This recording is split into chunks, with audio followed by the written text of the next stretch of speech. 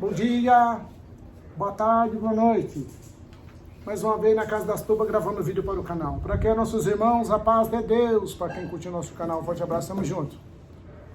Chegou aí, essa lindeza a maioria já conhece. Tá bom? Tô gravando ela com esse bocal aqui, ó, o Hellenberg, tá bom? Eu vou gravar com outro também. Aí os irmãos vejam a percepção aí do som, tá bom? Que eu gosto de tocar mais com 7 essas tubas, né? O 7 da Bar. Eu gosto. Ou 33 JC, né? Falando aqui para tocar na igreja, viu, irmãos?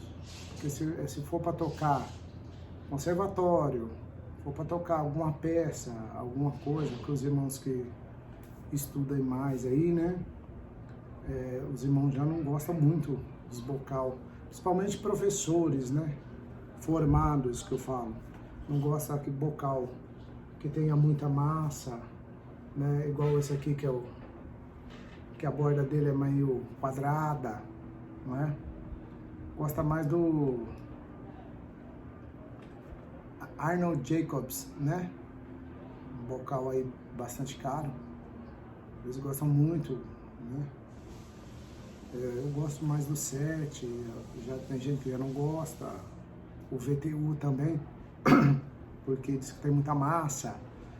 Gostos e gostos, né, irmãos? A gente tem que respeitar. Então, fiz aí, toquei no soprano, uma parte do baixo, irmãos, desse hino, tá bom? Fazer demais hinos aí, talvez eu grave ele de novo, com outro bocal, para ver a percepção.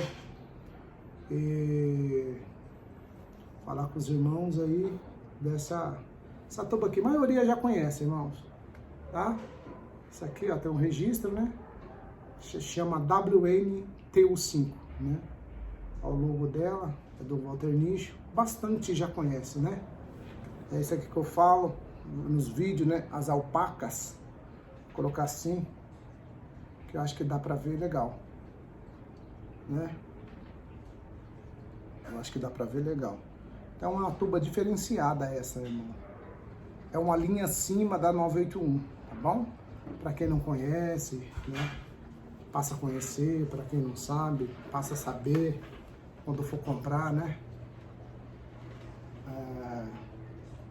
Olha o tamanho da boca do bicho, 48 de campana.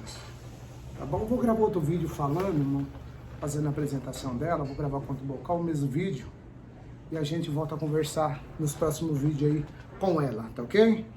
Uma excelente tuba, na minha opinião, eu acho que uma tuba que não tem o que falar, né?